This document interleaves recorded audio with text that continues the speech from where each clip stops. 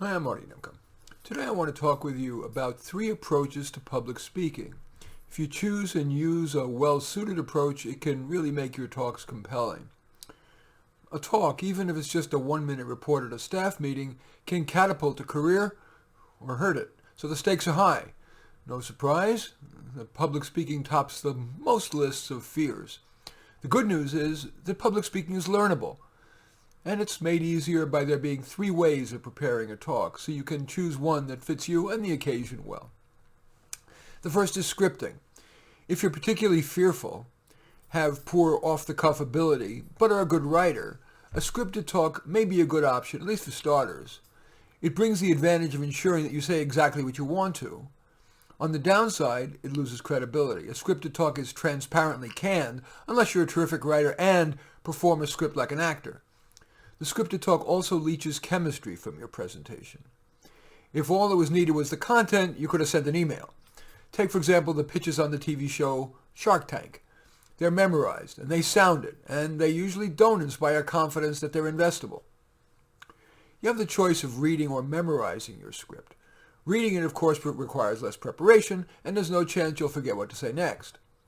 Although memorizing is time-consuming, it does make it easier to maintain eye contact with the audience. Whether you're reading or you're memorizing your talk, you do increase your credibility and connection by trying to say your lines as an actor would.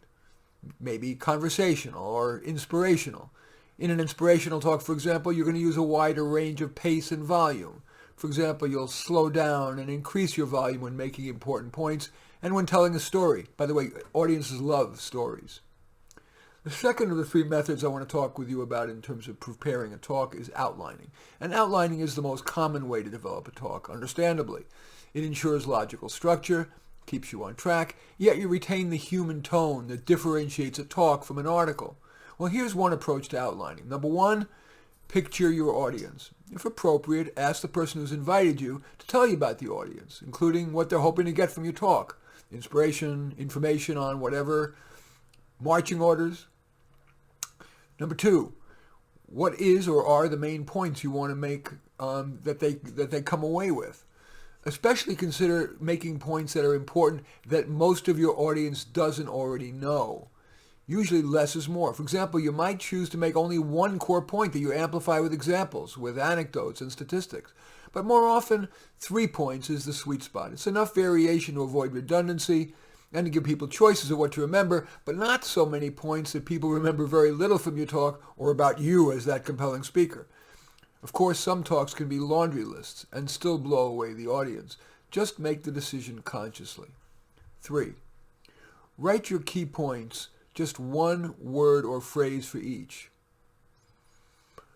4, for each point, come up with an example, an anecdote, a statistic, and or a visual. People often remember much more that's visual.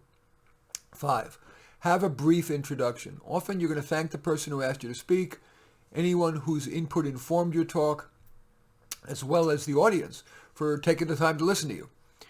You might also briefly describe something that occurred just before the talk. For example, something clever that someone said before the meeting, or something shared by all. For example, the great food at a venue when COVID subsides enough to have in-person meetings.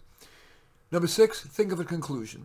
Generally, it should briefly reiterate your main point or 3 and conclude with something inspiring, maybe a call to action, with the last sentence citing the important benefits of that call to action. For example, if we pull together to raise the $100,000, think of all the human beings whose lives will be better, plus I'll be able to afford to throw us a nice party.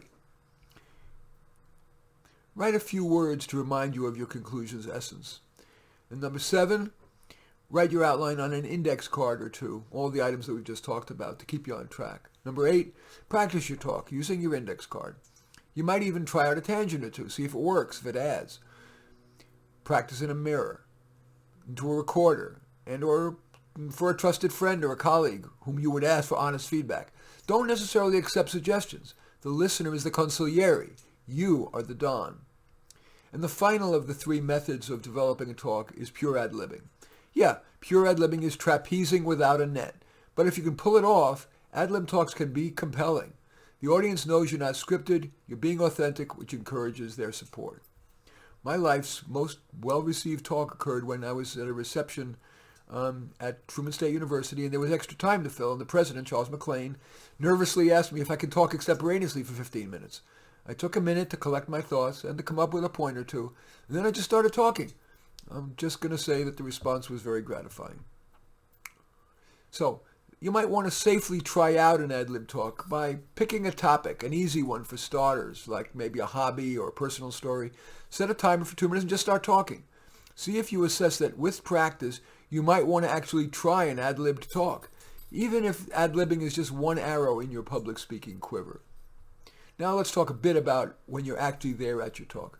If it's in person or even virtually, a Zoom meeting, come early so you can chat with your audience. Ask what they're hoping to get from your talk, and maybe you can glean an anecdote to use in your introduction. After giving your introduction, quickly list the main points you're going to make. A time-honored public speaking rule of thumb is tell them what you're going to tell them, and then tell them what you told them. It's easier said than done, but try to be relaxed. It's normal to be nervous, and that may even provide energy for your talk. But to keep your anxiety in bounds, take a deep breath right before you begin. Importantly, realize you can survive a bad talk, and that using the above method, your talk will probably go well. Focus on that thought. Then direct your talk to friendly faces. The takeaway? Try out all 3 approaches to preparing for a talk. Then pick your favorite and look for opportunities to give such talks, if only to friends and family. And if so, you'll probably soon look forward to giving talks, and you'll reap the rewards. In any event, I do thank you for watching. I'm Marty Nemko. I welcome your thumbs up and accept your thumbs down. I always look forward to your comments, and especially like it if you share on your social media. You hit the share button below. It enables you to do that. And I am flattered if you choose to subscribe to my channel. In any event, I do thank you for watching. I am Marty Nemko.